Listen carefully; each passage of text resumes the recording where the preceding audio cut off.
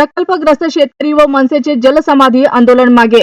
रोटी येथील प्रकल्पग्रस्त शेतकऱ्यांच्या शेतीचा निवाडा तात्काळ करण्यात यावा या मागणीसाठी महाराष्ट्र नवनिर्माण सेना व प्रकल्पग्रस्त शेतकरी संघर्ष समितीने 24 तारखेपासून धरणाच्या पाण्यात जलसमाधी आंदोलनाचा इशारा दिला होता।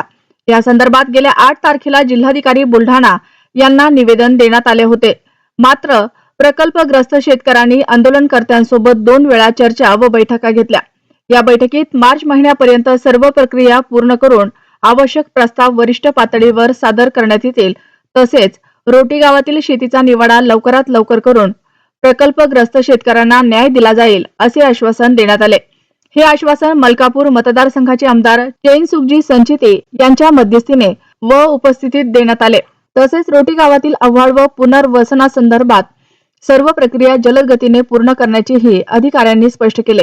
या ठोस आश्वासनामुळे जलसमाधी आंदोलन मागे घेण्यात आलं असून रोटी गावातील प्रकल्पग्रस्त नागरिकांना मोठा दिलासा मिळाला आहे। यावेळी झालेल्या बैठकीस आमदार चैनसुख संचेते, कार्यकारी अभियंता जनुजा साहेब, मनसेचे तालुका अध्यक्ष भागवत उगले यांच्यासह मोठ्या संख्येने प्रकल्पग्रस्त गावकरी उपस्थित होते।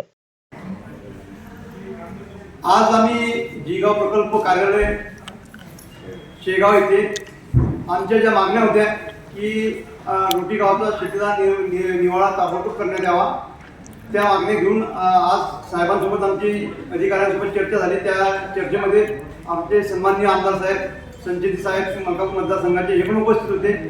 त्यांनी आमच्या मागण्या पूर्ण मान्य केलेल्या आहेत आणि येणाऱ्या काळामध्ये जवळपास 3-4 महिन्यामध्ये आमचा रोटी गावचा निवाडा हे करणार आहे। त्यामुळे आम्ही जे 24 तारखेला आंदोलन ठरलेलं होतं की आम्ही जलसमाधी आंदोलन घेणार आहे, हे आंदोलन आम्ही आज मागे घेत आहे आणि शासनाचे व विशेषतः आमदार चैनसुखजी संचिते यांचे विशेष आभार मानतो की त्यांनी आमच्या मागण्या मान्य केल्या आणि आमचा अहवाल हा ताबडतोब म्हणजे लवकरात लवकर हा होणार आहे। त्यांनी आम्हाला ही तारीख पण दिलेली आहे। तसेच पुनर्वसनाचे काम पण तातडीने मार्गी लागणार आहे आणि येत्या 2-4 दिवसामध्ये रोटी गावच्या पुनर्वसनासंदर्भात सुद्धा आमची मीटिंग कलेक्टर साहेबांसोबत व सन्माननीय आमदार चैनसुखजी संचिते यांच्याबरोबर बुलढाणा येथे होणार आहे। तरी मी आमदार साहेब व शासनाचे आभार मानतो व आमचे जे आंदोलन ठरलेले होते ते आंदोलन आम्ही स्थगित करतो।